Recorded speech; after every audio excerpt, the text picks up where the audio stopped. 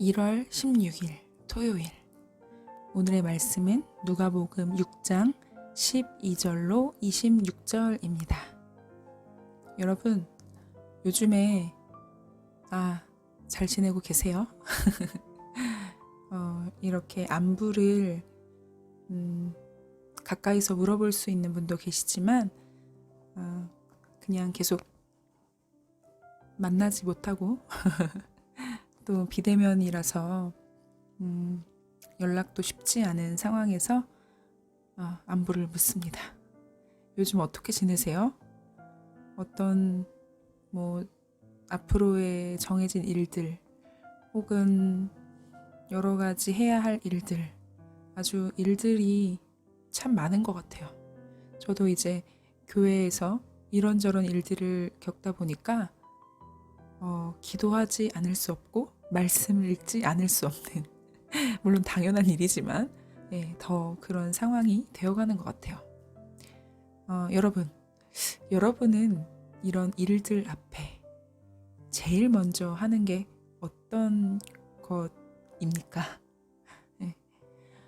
특히 우리가 미리 예고되어지는 일들 있잖아요. 결정적인 사건들, 이런 사건들 앞에서 제일 먼저 해야 할 일은 무엇일까요? 오늘 예수님을 보니까 아주 본문에 많은 일들을 하세요. 12 제자도 부르시고 많은 무리들에게 말씀도 가르치시며 병도 고쳐주십니다. 그때는 마이크도 없었을 텐데 그 수많은 사람들 앞에서 어떻게 말씀을 전하셨을까? 저는 그 생각을 하면 예수님 목소리가 아마 쉬지 않으셨을까 싶어요. 어쨌든 이런 에너지가 많이 사용되는 사역, 수많은 사역 앞에서 제일 먼저 예수님이 하신 것은요, 바로 기도입니다. 예수님은 기도하러 산에 가시고 밤이 새도록 하나님께 기도하세요. 그런데 사실 예수님은 기도할 필요가 전혀 없으시잖아요. 예수님은 하나님의 아들이시고 하나님의 뜻을 모두 알고 계시는 하나님 그분 자체이시기 때문이죠. 그런데 그럼에도 불구하고 예수님은 기도하십니다. 그만큼 기도가 얼마나 중요한지 우리에게 보여주고 계시는 거죠. 예수님의 사역, 예수님은 12 제자를 부르시고 치유 사역을 행하시는데요. 유대의 온 지역과 이방 지역인 두로, 시돈의 해안에서도 많은 백성이 몰려옵니다. 이들 중 더러운 귀신에게 고통당하던 사람들도 치유받고요. 예수님을 만지는 사람들마다 고침을 받아요. 가르침, 치유, 축기. 이것은 예수님이 이미 하셨던 사역이죠. 또 기도로 12 사도를 택하신 이 장면은 복음의 일꾼들을 세우는 것이 하나님의 계획에 따른 일임을 이야기합니다. 12 사도의 역할, 12 제자의 역할이 아직은 이 누가복음 6장에 나오지 않지만 이제 이들은 예수님과 함께하는 목격자 그리고 증인으로서 예수님의 목표와 활동을 제대로 배워야지 이제 나중에 하나님 나라의 사역을 예수님처럼 수행할 수 있잖아요. 이들의 이 12명의 이제 삶은 예수님을 따라 희년의 복음, 기쁨의 이 복음을 자기도 누리지만 확장하는 사명을 수행해야 하는 것입니다. 이들은 나중에 우리가 사도행전을 보면요. 예수님의 목격자와 증인인 교회가 되잖아요. 여러분 여기서 하나 그냥 추가로 말씀드리면 누가복음과 사도행전의 저자 누구죠? 예, 맞습니다. 바로 누가입니다. 이 누가복음과 사도행전은 사실은 한 책으로 보는 경우가 더 많아요. 어쨌든 누가가 아주 자세하게 예수님의 행적과 이 예수님의 길을 따라서 살아갔던 제자들의 이런 모습들, 초대교회 모습들을 기록한 것이죠. 자, 어쨌든 교회는 이렇게 희년의 복음을 경험한 공동체로서 이 복음을 사람들이 받아들여서 회복을 얻도록 하는 이 사명을 부여받았습니다. 그러니까 여러분 교회에서는 뭘 경험해야 할까요? 네, 사랑을 경험하고요. 회복을 경험하고 이 경험한 것을 확장시키는 회복의 공동체가 되어야 하는 것이죠. 요즘에는 교회가 이런 역할을 하지 못한다. 참 많은 비난을 받긴 하지만요. 그러나 여러분, 교회에 와서 말씀과 기도로 살아낼 때에 우리는 진정한 회복을 경험할 수가 있어요. 교회가 사라지면 이 나라도 무너집니다. 열방도 무너져요. 그래서 교회가 회복될 수 있게 해달라고 우리는 계속적으로 기도를 해야 하는 겁니다. 다시 본문으로 돌아와서 이제 예수님은 제자들에게 하나님 나라의 복음을 말씀과 치유 행위로 보여주신 뒤에 하나님 나라의 헌법과도 같은 평지 설교를 전하세요. 자, 이 설교의 내용은요, 하나님 나라의 복음을 받아들인 사람들의 상태, 그리고 그들에게 주어질 복을 소개하는 내용입니다. 이 복은요, 세상이 말하는, 세상이 원하는 복이 아닙니다. 하나님께서 주시는 복이에요. 그러니 이 복은 완전한 복이지요.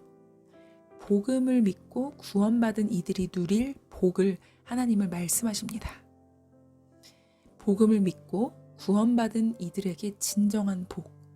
사실은 이 복이 무엇일까요? 네, 바로 하나님 한 분이시죠. 사실 하나님 이외의 나머지 것들은 부수적인 것이에요. 그래서 예수님은 오늘 말씀에서 이렇게 이야기하시네요. 가난한 자는 복이 있나니 하나님 나라가 너희 것이다. 여러분, 심령이 가난한 자는요, 날마다 하나님을 필요로 하는 사람이에요.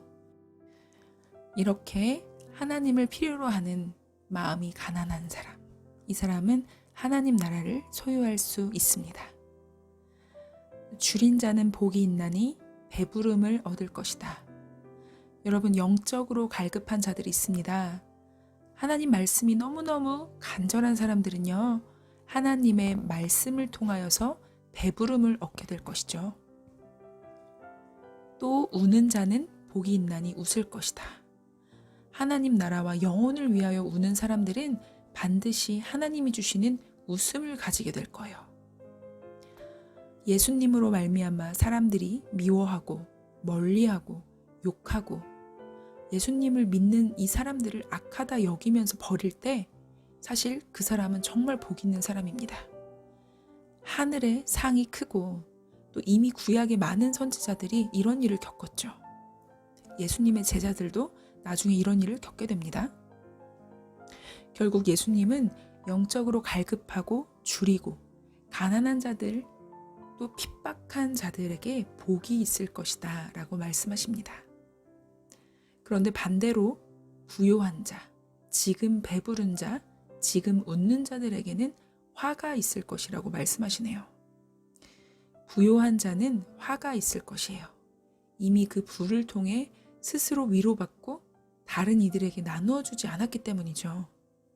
지금 배부른 자들도 굶주리게 됩니다. 그 배불릴 것으로 다른 이들을 돌보지 않았기 때문이죠. 지금 웃는 자들도 애통하며 울게 됩니다. 현실에 자족하며 영혼을 위하여 긍휼한 마음으로 애통하고 기도하지 않았기 때문에 오히려 후에는 반드시 울게 될 것입니다. 모든 사람들에게 칭찬받는 이들도 화를 입어요. 그들은 사람의 눈치를 보느라 하나님의 말씀을 정확히 전하지 않은 거짓 선지자들과 똑같아요. 하나님의 뜻이 아닌 사람의 뜻에 섰기 때문이죠. 예수님은 이 세상에 충성하는 사람들에게 나쁜 소식을, 반대로 하나님 나라에 충성된 자들에게는 복된 소식을 전해주세요. 세상의 성취로 웃고 즐기고 세상의 인정과 칭찬에 연연하며 하나님 나라를 사모하지도 않고 주님이 주신 이 선물을 외면한 이들은 불행을 겪을 것입니다. 여러분, 복음은 모든 이들을 위한 것이지만 모든 이들에게 복음이 되는 소식은 아닙니다. 예수님은 모든 이들을 위한 분이시지만 모든 이들에게 좋은 소식은 아니라는 거예요. 그렇다면 오늘 우리 말씀 가운데 우리의 삶에 적용해야 할 것들을 찾아볼까요?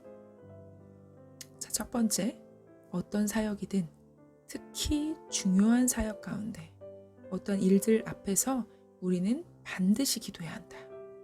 예수님도 밤새서 기도하셨던 것처럼 우리도 하나님 앞에 무릎 꿇고 간절히 기도해야 되겠죠. 두 번째, 하나님 나라는 복음을 아는 사람들만 누릴 수 있는 복이다. 그래서 복음이 복음되도록 하나님 나라를 사모하며 하나님 말씀에 순종하며 나아가자.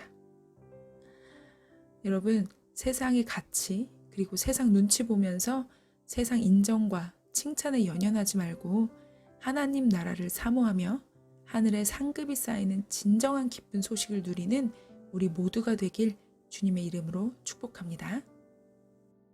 말씀이 좀 길어지지만 제 개인적인 이야기를 들려드릴게요. 저는 피아노 전공을 했잖아요. 아시는 분 다 아시지만. 그래서 예전에는 피아노 연주를 할 때 어떻게 하면 내가 더 돋보일까? 어떻게 하면 내가 더 칭찬받을까? 하는 그런 마음에 전전긍긍했어요. 물론 연습도 사실 많이 하진 않았는데 아무튼 나에 사로잡혀서 그렇게 살았을 때는 무대만 내려오면 너무너무 허무한 거예요. 그래서 참 내가 몇 개월 동안 이렇게 열심히 해서 연주하고 내려왔는데 왜 이렇게 허무하지 하면서 울었던 기억이 참 많습니다. 그런데 하나님을 만나고 나서는 완전히 저의 태도가 바뀌었습니다. 피아노를 연주할 때 하나님이 내 연주 너무 부족하지만 이거 듣고 기뻐하셨으면 좋겠다. 이 찬양 듣고 사람들이 하나님께 영광 돌렸으면 좋겠다. 이렇게 피아노를 찬양하는 마음으로 연주를 했어요. 그랬는데 실수도 많고 또 부끄럽기도 했지만 막 하나님이 기뻐하시는 것이 저의 마음에도 감동이 되어지더라고요. 또 다른 분들도 저에게 와서 너무 은혜 받았다. 이렇게 이야기하셔서 제가 정말 놀란 적이 있습니다. 내가 어떤 일이든 하나님 중심으로 살 때에 하나님이 기뻐하시는구나. 또 사람들에게도 아주 함께 누릴 수 있는 기쁨이 되는구나. 이런 경험을 한 적이 있어요. 그래서 지금은 당연히 목사로서의 삶을 살기 때문에 무엇을 하든지 하나님께 영광 돌리고자 하는 마음이 있습니다. 물론 저도 잘 안 될 때가 참 많아요. 그래도 하나님 앞에 무릎 꿇고 하나님 저 좀 도와주십시오. 제가 하나님을 위하여 살고 싶은데 정말 제가 되지 않습니다.